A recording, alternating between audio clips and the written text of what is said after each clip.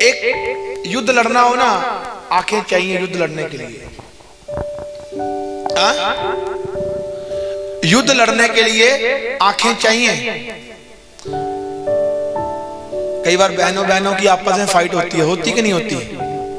आंखें हो तो फाइट होगी, नहीं तो जिसकी आंखें हैं वो फायदा ले जाएगा। आंख ना तो अगर आत्मा में आंखें नहीं ना खुली तो फायदा शैतान ले जाएगा।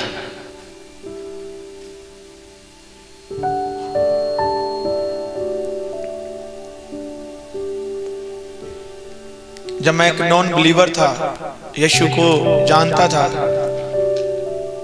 पर मेरी आत्मा की आंखें नहीं खुली थी। मैं कहता था ये क्या है, ये रट्टा लगाया है, शैतान आ गया, फलाना आ गया, हमें तो कभी दिखा ही नहीं ना। एक बात बोलता हूं, प्रार्थना ने मेरी आंखें खोली, वचन ने मुझे बहुत कुछ सिखाया। प्रार्थना जब आंखें खोलती थी तो बहुत कुछ दिखता था और उसे पूरा करने के लिए वचन आता था। प्रार्थना आंखें खोलती थी, वचन जब प्रभु देता था, जब वो वचन आता था उसे पूरा करने के लिए। दो बातें बोलूंगा आज। प्रार्थना, एक घुटना बंदा जब झुकाता है खुदा के आगे, एक बंदा जब खुदा के आगे घुटना झुकाता है तो क्या करता है? वो नरम होता है, नरम। एक बंदा जब हाथ जोड़ता है खुदा के आगे, वो पता क्या होता है? वो कहता है मैं कुछ नहीं कर सकता, अब तू ही है। उस सर झुकाता है।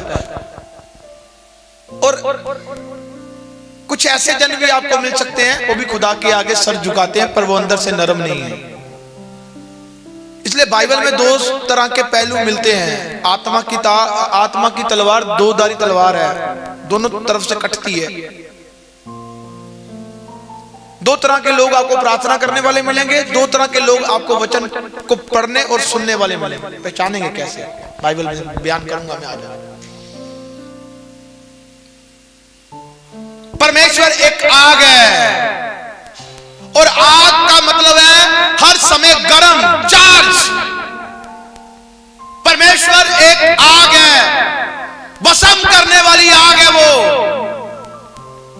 उसने लिखा मैं अपने दासों को आग बनाता हूं, आग। क्योंकि उसने कहा मैं अपने दासों के बीच में होकर बात करता हूं। और खुदा एक आग है, और आग के द्वारा ही हर एक चीज से छुटकारा मिलता है। शरीर से बंधा हुआ जन खुल सकता है शरीर से, पर आत्मा में बंधा हुआ जन कभी नहीं खुल पाएगा, क्योंकि वो शरीर से जोर से बिल्कुल नहीं खुलेगा।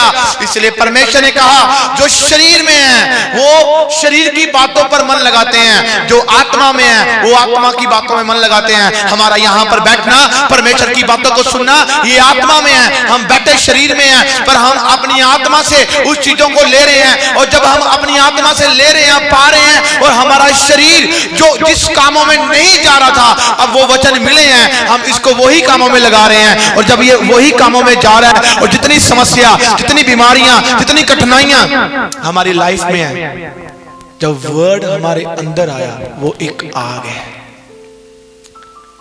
सारी बीमारियां, समस्याएं, परेशानियां हमें जलते हुए मिली और हमें रास्ता मिला यीशु मसीह के सामर्थी नाम में। ये मेरा गला क्यों खा रहा है? जरा मेरा गला बैठने वाला नहीं है, बड़ा बिंदास होना है। हालेलुया। और खड़ा और खोल, दबे ना आवाज, ऐसे होगा फ्लो में। अब बस ठीक है। आओ याकूब की पत्री खोलते जल्दी से।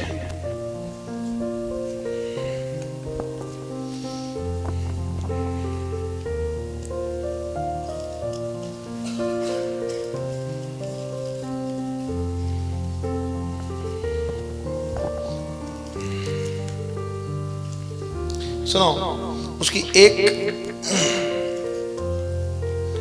की 12 में लिखा, आपको ध्यान से सुनना है। कहता धन्य है वह मनुष्य जो परीक्षा में स्थिर रहता है, क्योंकि वह खरा निकलकर जीवन का मुकुट पाएगा, जिसकी प्रतिज्ञा प्रभु ने अपने प्रेम करने वालों से की। हालेलुया। देखो ये वचन मेरे नहीं है, मैं आपको समझा सकता हूं। कहता समझो और सुनो। याकूब ने ध्यान दिया था। याकूब की ये पत्री है ना, जो इसने परमेश्वर के लिए बहुत कुछ लिखा है। इसमें लिखा मुंह की चौकसी करो, इसमें लिखा विश्वासी बनो, इसमें लिखा तनाव आएंगे, समस्या आएंगी, पर जो आखिरी तक धीरज में रहेगा वो ही परमेश्वर के राज्य का वारिस बनेगा। याकूब की पत्री हमें कुछ सिखाती है। अब बहुतों को ये पता है कि मांगोगे मिलेगा, ढूंढोगे पाओगे, हर समय मांगते रहो, ढूंढते रहो, पर हम उसके पीछे क्यों नहीं चल रहे?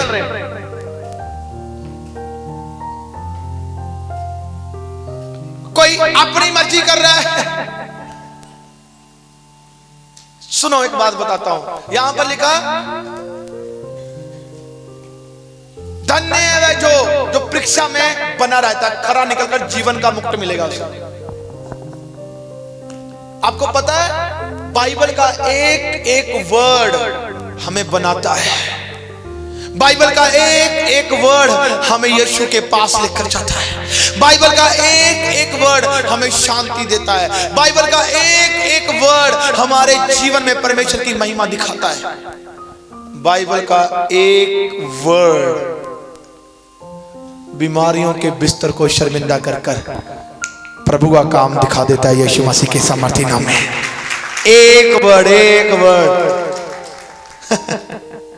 सुनो लिखा, कहता धन्य है मनुष्य जो परीक्षा में स्थिर रहता है, क्योंकि वह खरा निकलकर जीवन का मुकुट पाएगा, जिसकी प्रतिज्ञा प्रभु ने उसके प्रेम करने वालों से की है। अब प्रेम भी आया, प्रतिज्ञा भी आई, धन्य भी आया। कितने सारे वर्ड प्रभु के आत्मा के द्वारा इस याकूब ने, ये परमेश्वर का एक भाई था, यीशु मसीह का भाई था, ये इसने लिखा ये पत्री। और ये पता क्या बोलता है? इसमें एक वर्ड है जो मैं आज आपको बोलना चाहता हूं, धन्य है वह मनुष्य जो परीक्षा में बना रहता है। इसमें लिखा साफ साफ जो परीक्षा में बना रहता है। और बने रहने के लिए सबसे इंपॉर्टेंट बात क्या है पता? नोट करो, बने रहने के लिए सबसे इंपॉर्टेंट बात है अपने मुंह की चौकसी करो। बने रहने के लिए सबसे इंपॉर्टेंट बात है धीरज में रहो।